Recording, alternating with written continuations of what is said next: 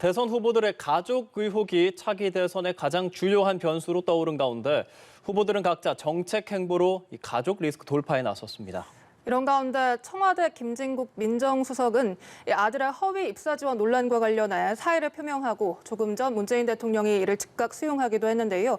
관련 내용 포함한 정치권 이슈들 최민희 전 국회의원, 이수희 국민의힘 선대위 여성본부 대변인단장과 함께 짚어보겠습니다. 어서 오십시오. 어서 오십시오. 예, 안녕하세요. 네, 여야 후보들 일단 가족 리스크에 이 정책 행보로 이를 돌파하려는 모습을 보이고 있습니다. 먼저 이재명 후보의 소상공인 종합대책 짚어보겠습니다. 소상공인 지원 패러다임을 바꾸겠다, 100조 예산 편성 촉구도 했는데 일단 이재명 후보의 이런 이딴 행보 어떻게 평가하십니까? 그 이재명 후보는 계속해서 정책 행보를 해왔습니다. 그리고 저런 공약뿐만 아니라 소확행 공약을 계속 발표해 왔습니다. 그리고 어제는 중소기업과 함께 그 소상공인 대책 같이 얘기를 한 것인데 사실 저 자리에서 되게 인상적인 장면이 있었어요. 네. 윤석열 후보 자리가 마련되어 있는데 비어 있었다는 겁니다. 그래서 저게 어떻게 됐나 되게 궁금해들 하시더라고요. 근데 저런 그 대권 후보 초청 토론회라는 게 오래전에 기획이 되는데 좀 일정에 뭔가 그 주최 측과 뭐 이렇게 협의가 잘 안 된 것 같아요. 왜냐하면 보통 사전에 안 온다고 하면 자리를 비워두지 않고 아예 자리를 없애는데 자리가 있더라고요. 그리고 그 이름 명패까지 있는데 참석을 안 하셔서 눈을 끌었습니다. 그리고 이게 후보 입장에서 가족 리스크라고 얘기하지만 가족 검증은 꼼꼼하게 해야 되는 거 아니겠습니까? 그래서 언론도 이런 문제를 바라볼 때 정책은 정책대로 가고 또 가족에 대한 검증은 검증대로 가고 뭐 이렇게 가면 그런 시각으로 봐주시면 어떨까 싶습니다. 네, 최민희 전 의원이 뭐 자리를 마련했다라는 이야기까지 해주셨는데, 네. 뭐 이게 아무래도 뭐 100조 추경 관련해서도 국민의힘과 같이 얘기를 하고 싶다라는 그런 이유겠죠? 뭐 추경 관련해서는 지금 그 문재인 대통령과 문재인 정권, 정부에서 해결해야 할 문제인 거고 판단해야 될 문제인 거고 그것이 대통령 후보, 차기 정부를 책임져야 되는 현 대통령 후보, 특히 야당 후보가 같이 논의할 사항은 아니지 않느냐. 그거는 김종인 위원장도 그렇게 말씀을 하신 바가 있고요. 그리고 이제 소상공인 대책 관련해 가지고 어제 나온 거를 보면 이거는 국민의힘의 이전에 이제 그 경선 단계에서 각 후보들이 소상공인 대책을 내놨었습니다. 그때 그 큰 틀에서는 크게 차이 나는 것은 없어요. 보면 뭐 그럴 수밖에 없죠. 이제 실질적인 손실 보상을 해야 된다는 거, 또 폐업하는 데 있어 출구 전략을 줘야 되고 재기할 수 있는 방안을 마련해주고, 그리고 가장 큰 어려움이 지금 이제 대출의 압박, 변제 압박을 받는 거. 그러니까 그 그러니까 그 폐업을 하려면 대출금을 다 갚아야만 폐업을 할 수 있는 뭐 이런 상황이거든요. 현실적으로는 그런 문제들에 대해서 어제 대책들을 내놨는데 그런 면에서는 국민의힘하고 큰 차이가 없다. 다만 이제 지역 화폐라든가 성남시장을 하면서 해봤던 뭐 지역의 시장 관리하는 그런 전담 그 조직 이런 대안들에 대해서는 정책은 성남시장과 그 또 중앙 정부를 책임지는 대통령과는 좀 차이가 있는데 그것을 그렇게 바로 대입해서 말할 수 있는 건가, 대안이 될 수 있을까라는 생각이 들었습니다. 그래서 전체적으로는 국민의힘하고 다르지는 않다. 소상공인 대책은 그렇게 보였습니다. 네, 이재명 후보가 민생 공약에 나섰다면 또 윤석열 후보, 국민의힘 윤석열 후보는 안보 행보를 보였습니다. 어제는 최전방 백골 부대를 찾아서 병사 월급도 인상하고 ROTC, 학군단의 복무 기간도 좀 줄이겠다. 이런 공약을 내놨네요. 어떻게 들으셨나요? 뭐 보수의 아주 주요 가치가 그 안보, 애국이 되는 거죠. 아마 윤석열 후보도 거기에 있어서 이제 뭐 그 가족 리스크가 있는 상황에서 그 공개 행보에서 큰 그 의미를 그래서 이렇게 최전방 부대를 방문을 한 것 같습니다. 여기서 이제 그 병사들하고 또 내부 그 병영 생활하는 거를 아주 꼼꼼하게 챙겼다고 하고, 그러면서 병사들의 월급을 올려주고, 그리고 뭐 그 독신자 그 숙소라든가 아니면 군인 가족들의 아파트 그 주택에 있어서도 좀 더 그 질적으로 받게 하는 거, 뭐 이런 아주 그 실생활적인 그리고 그 군인 개인뿐만 아니라 그 가족들까지도 챙기는 그런 공약들을 내놓았습니다. 아마 이런 그 국민의힘이나 아니면 이재명 후보나 다 마찬가지로 이런 공개 행보가 정책에 집중되어 가면서 나오면 그 지금 많은 유권자들이 좀 피곤해하시는 이 가족 문제로 공방을 벌이는 데서 조금은 벗어날 수 있지 않을까라는 생각도 합니다. 네. 이렇게 윤석열 후보 선출 후 첫 안보 행보입니다.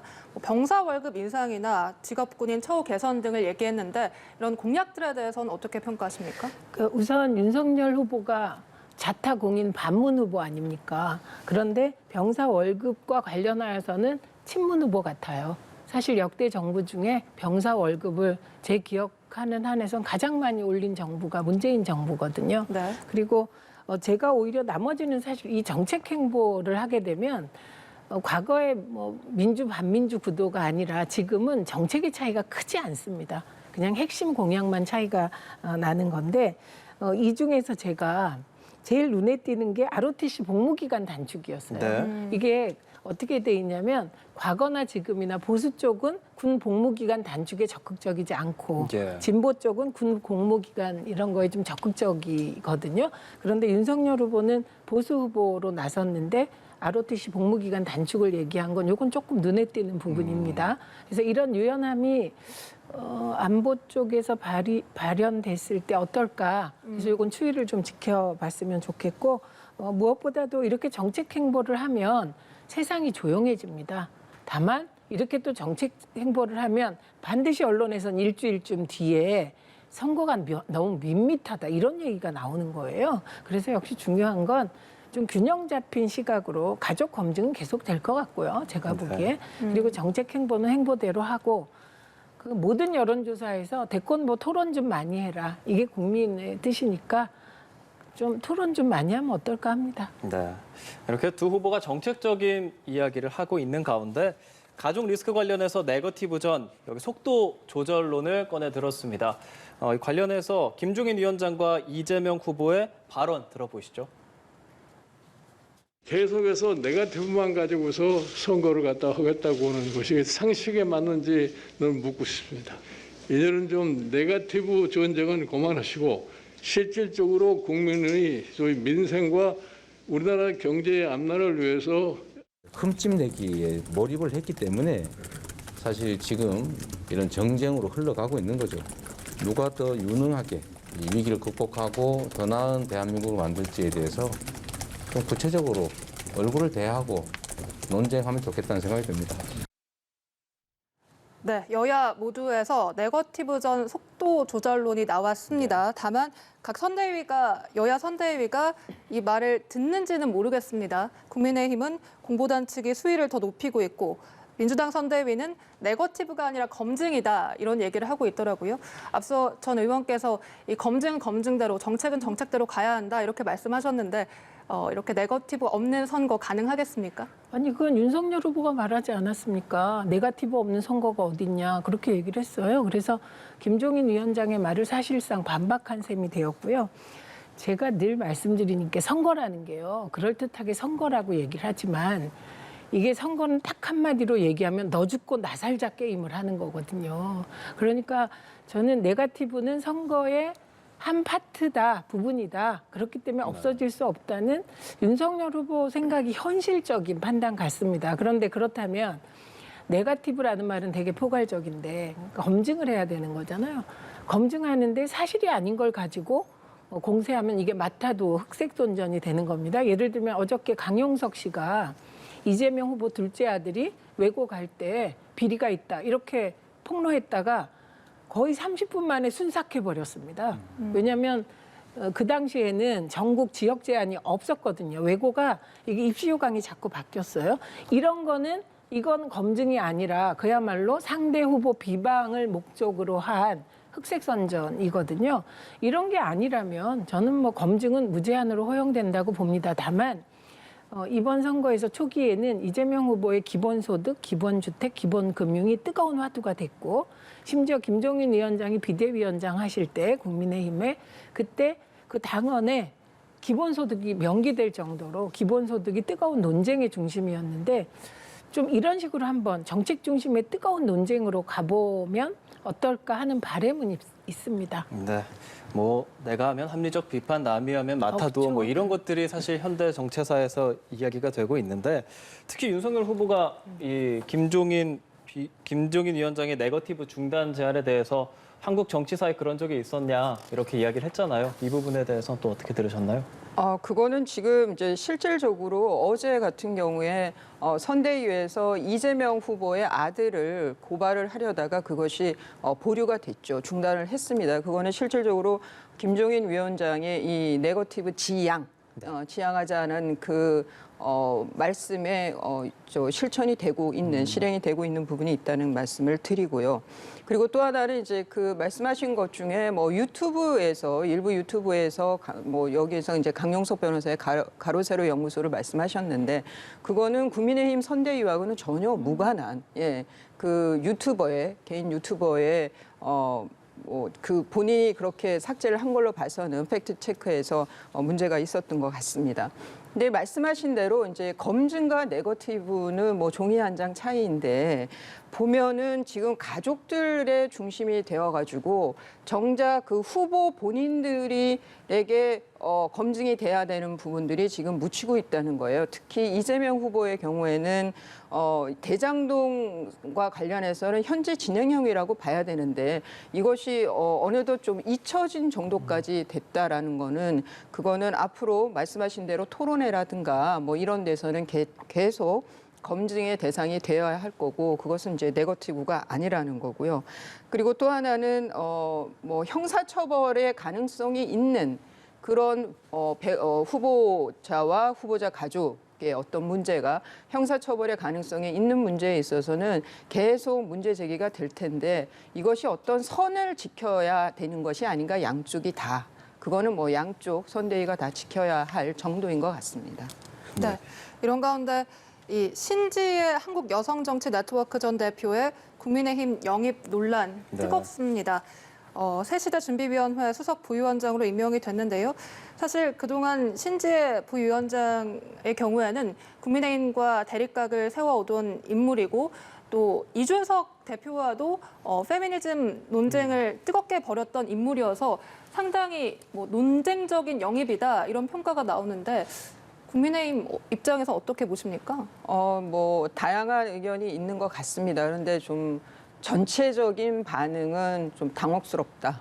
내지는 의외다라는 것 같고 또 하나는 신지의 뭐 지금 그 부위원장이 위촉 후에 언론과의 인터뷰에서 이제 그 전에 이준석 대표가 얘기를 했죠. 우리의 기본 우리 국민의힘의 기본 기조가 있는데 거기에서 벗어난 언급이 있을 때는 그 제재를 하겠다라고 얘기를 했는데 거기에 맞춰서 신지혜 그 부위원장이 그럴 일은 없을 거다라고 얘기를 했어요. 그러니까 어떤 합리적인 범위 내에서의 본인의 활동이 될 거다라고 지금 뭐 공언을 한 거와 다른 바가 없습니다. 그래서 신지혜 그 부위원장의 이전의 행보에서는 좀 국민의힘하고 상당히 거리가 떨어진 면이 있었지만 그런 이슈들에 대해서는 본인 목소리를 내지 않지 않을까. 그리고 이 새시대위원회에서 맡은 미션이 있을 텐데 그 미션에 충실하게 역할을 한다면 지금 많은 분들이 걱정하는 엇박자와 거기서 나오는 갈등은 좀 피해갈 수 있지 않을까 싶습니다. 그런데 그러다 보니까 아마 뭐 신지혜 대표를 따랐던 분들은 뭐 따랐다는 표현이 좀 적절치 않지 않을 수도 있는데 신지혜 대표에게 어떤 레디컬 페미니즘을 원했던 분들에게는 뭐 또 다른 반발이 날 수도 있고 그거는 신지혜 씨 개인이 해결해야 할 문제로 보입니다. 네, 당의 정체성이 흔들린다는 지적에 대해서 윤석열 후보는 이게 민주주의다 뭐 이런 입장을 내놓기도 했는데요. 민주당 입장에서는 오히려 국민의힘의 뭐 집토끼들이 떠나기 때문에 오히려 좋다 뭐 이런 말도 있더라고요. 누가 그렇게 생각하는지 모르겠습니다만 별 관심이 안 가는 사안입니다. 그리고 어지러워 보여요, 그냥. 그러니까 관심이 안 간다는 말은 그러니까 대한민국 페미니즘의 역사가 굉장히 깁니다. 근데 최근에 레디컬 페미니즘을 대표하는 인물로 신지혜 씨가 여기저기 토론을 했고 그 토론에 정말 적극적인 상대가 이준석 대표였습니다. 그러니까 극과 극이 한 자리에 모이네? 이게 좀 어지럽습니다. 그런데 그러면 소위 페미니스트도 되게 이 범위가 넓은데 그분들이 신지혜 씨가 국민의힘 갔다고 원래 그 국민의힘에 신지혜 씨가 들어오면 여성표가 올 거라고 생각하고 하는 거 아닙니까? 근데 그런 걸 기대하는 것 자체가 넌센스이기 때문에 민주당 별 관심 없어 보이고 오히려 관심이 있는 건 한국 여성정치 네트워크와 정의당이에요. 이게 왜 그러냐면 그 한국 여성정치 네트워크는 자기들이 지향하는 바가 있는데 사실 국민의힘 보수정당이잖아요. 보수정당이 되게 페미니즘에 대해서 부정적입니다. 그래서 이준석 대표가 그 상징처럼 되어 있어요. 그런데 완전히 180도 반대되는 행동을 하다 보니 그쪽에서 개인적인 판단, 개인적인 선택이고 그리고 당혹스럽다. 이게 이미 나왔고요. 그리고 두 번째가 정의당의 반응입니다. 왜냐하면 되게 20, 30대 여성들이 지난 재보궐선거에서도 심지어 민주당이 참패했을 때도 20, 30대 여성들은 국민의힘으로 안 갔어요. 신지혜 씨로 가거나 정의당으로 갔거든요. 그렇기 때문에 신경이 쓰여서 기괴한 변절이다. 배신의 정치다. 이런 논평을 내놨어요. 그리고 이 상황에 대해서 가장 맞는 논평은 저는 홍준표 의원인 것 같습니다. 정신 나갔다. 잡탕밥 됐다. 그러니까 뭐 저는 그래서 개인적으로는 별 관심이 없지만 여성이 정치권에 들어와서 사실 그 벽보 붙이는 것까지도 쉬운 일이 아니거든요. 선거 때 벽보 한번 붙이는 게 소원인 분들도 계세요. 그런데 아마 소수 정당에서 조금 크지 않은 정당에서 벽보 붙이고 선거 치르니까 굉장히 힘들었나 봐요.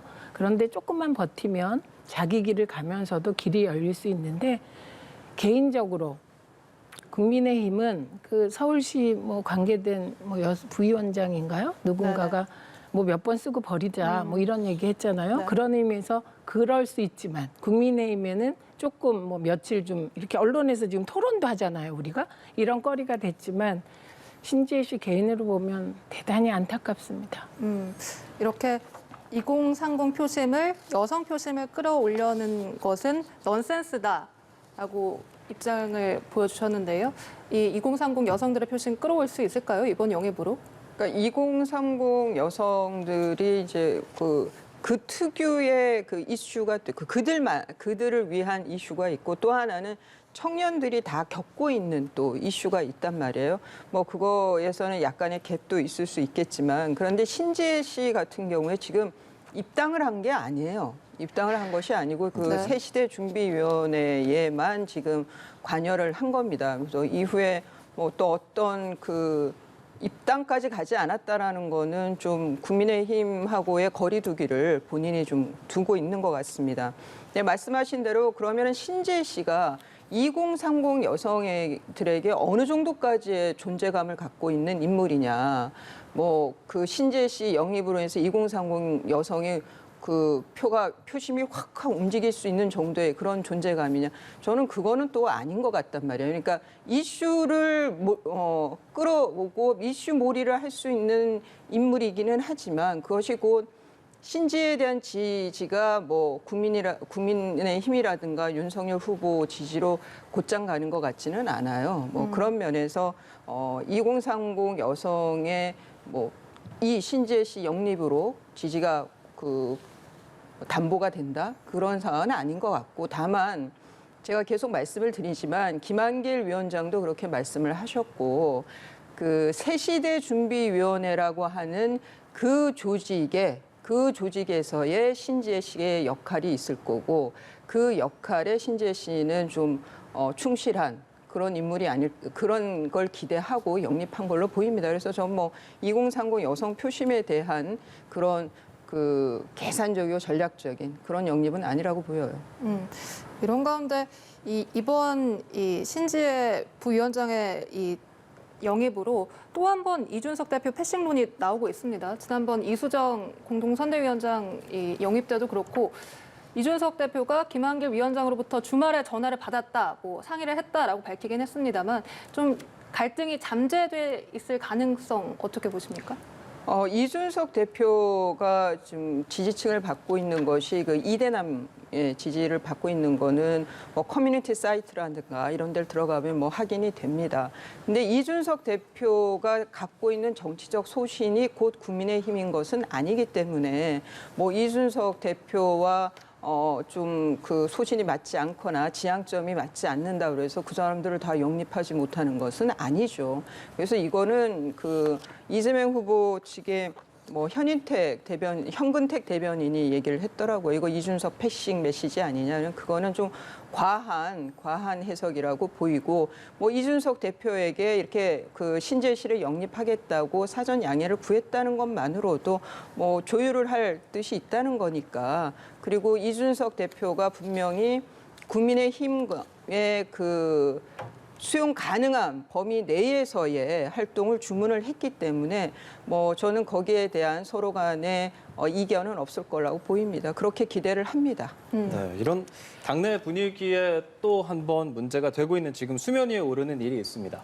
조수진 공보단장과의 충돌인데요. 제가 간단하게 좀 정리를 하자면 공보단장이 이 대표를 비방하는 유튜브 링크를 언론인에게 보냈고 이걸 이 대표가 알고 SNS에 거취 표명을 해라 했더니 조 의원이 여유가 없어서 생긴 오해다, 사과한다라고 했더니 또 오늘 아침에 보니까 사과 같지도 않은 사과를 했다, 기가 찬다, 깔끔하게 거취 표명해라라고 이야기를 했더라고요. 근데 어제도 갈등이 있었잖아요. 이 선대위 안에서의 갈등, 뭘까요? 그러니까 한마디로 콩가루 집안이죠, 국민의힘이. 예, 그리고 잡탕이고 이러다 보니 끊임없이 잡음이 생기는 것인데요. 그런데 저는 이 부분은 어떻게 공당이 이게 비대위원장이 아니고 이준석 대표는 대표세요. 이건 무슨 얘기냐? 민주적 절차에 의해서 당원과 지지자들에 의해서 선출됐다는 거예요. 민주적 권위를 가지고 있는데 저렇게 대접을 하지? 예를 들면 이수정 씨 영입과 관련해서도 이준석 대표가 반대했습니다. 영입됐어요. 그리고 신지혜 씨와 관련하여 표현할 때 다들 어떻게 하냐면 양해를 구했다 이렇게 표현을 하지 협의를 했다고 표현하는 분을 한 분도 못 봤어요. 그럼에도 불구하고 이준석 대표는 상임 선대위원장이거든요. 그러면 도대체 아직도 윤핵관이 움직이는 건가? 이준석 대표의 위치는 뭐지? 그럼 국민의힘은 그 당원들의 민주적 절차에 의해서 뽑힌 당대표가 아무것도 아닌 건가? 이게 너무 민주당과 대조되는 거죠. 송영길 대표가 의연하게 자기 할 일을 하고 있고 모든 의원들이 송영길 대표에게 예우를 갖추잖아요. 후보가 뽑혔다고 당대표가 없어지는 거 아니잖아요. 그래서 이 부분은 의아스럽고 특히 조수진 의원이 그 링크 걸었다는 그게 보니까 그게 또 가로세로 연구소에 이준석 대표를 조롱하는 링크더라고요. 네. 혹시 조수진 의원은 최고위원 아니신가요? 그렇죠. 최고위원이신데 어떻게 당대표에 관하여 이건 그냥 비판도 아니에요. 조롱하는 거예요. 그 화면이 얼굴을 그 아이의 얼굴처럼 만들어 가지고 그런 거를 기자들한테 뿌렸을 때 이게 윤석열 후보가 이렇게 하는 게 민주주의가 여기서 나온 말이거든요. 두 분이 갈등이 있는 게 민주주의다 아니거든요. 민주주의 잘못 이해하고 계신 거예요. 그렇게 조롱하고 이렇게 싸우는 건 민주주의 아니에요. 어떤 사안을 가지고 의견 조율을 하는 게 민주주의죠. 갈등도 그런 거야지 이거는 잘잘못을 분명히 가려야 될 사안으로 보이고 네. 제가 보기에 이준석 대표는 국민의힘의 구세주로 보입니다. 그리고 저희가 비판도 하지만 민주당 쪽에서 속으로 보면 국민의힘에서 가장 부러워하는 사람이 이준석 대표고 송영길 대표가 오죽하면 가장 영입하고 싶은 사람이 누구냐. 그러니까 1순위가 이준석 당신입니다. 이렇게 공개적으로 얘기할 정도인데 역시 자기 보물은 못 알아보는 겁니다. 네. 이렇게 이준석 대표가 조수진 위원의 사과에 대해서 사과 같지도 않은 사과 이렇게 오늘 아침에 SNS를 다시 올리면서 또 추가 거취 표명을 요구를 했거든요. 어떤 식으로 결론이 날 거라 보십니까? 오늘 오후 4시에 기자회견을 하겠다라고 지금 또 공지까지가 된 상황입니다. 네. 지금 당 대표와 그리고 최고위원이에요. 그러면 당이라는 거는 서열이 있는 거고 그러면은 당 대표가 최선순위인 거죠. 조수진 의원도 이 어제 상황은 내가 100번 잘못한 거다라고 인정을 했습니다. 그러면 인정 이후에 사과는 SNS에 올리는 것이 아니라 최소한 당대표에게 바빠서 못 찾아보면 전화라도 해서 직접적으로 사과를 하는 것이 맞고, 또 하나는 지금 뭐 그게 아니다 보니까 이준석 대표가 거취 표명을 하고, 만일 조수진 최고가 그만두지 않는다, 뭐 최고위원을 그만두지 않는다면 본인의 거취까지도 그 뭐 약간 암시하는 듯한 그런 언급을 했는데, 이것은 상당히 위험하다. 지금은 아주 정권 교체라는 그 아주 중요한 사명을 띠고 있는 게 지금 국민의힘 정당이고 윤석열 후보이고 이준석 대표인 거거든요. 그래서 본인의 자리를 이렇게 가볍게 거취 표명을 할 일은 아니다라는 말씀을 드리고, 또 하나는 뭐 콩가루 말씀을 하셨지만, 이거는 그러니까 과거에 말한 그 봉숭아 학당이라고, 진짜 그 너무 영양가 없는 얘기들을 중구난방으로 하는 그런 지금 최고위 회의는 아닌 거거든요. 다들 이제 본인들이 갖고 있는 소신이라든가 본인들의 개성 등이 강한 건데, 이것이 이준석 대표가 나이가 어리다 보니까 아직 그 다른 최고위원들께서 그 나이에 너무 집착하는 게 아닌가 싶어요. 거기에서 좀 벗어날 필요가 있어요. 그래서 꼰대 소리를 듣는 건데, 그 홍준표 대표가 한마디로 정리를 했었죠. 아무리 나이가 어려도 대표는 당의 최고 어른이다. 네. 그러니까 이준석 대표를 이전에는 그냥 이름 부르면서 봤던 사람이라도 전당대회에서 그 1위로 당대표로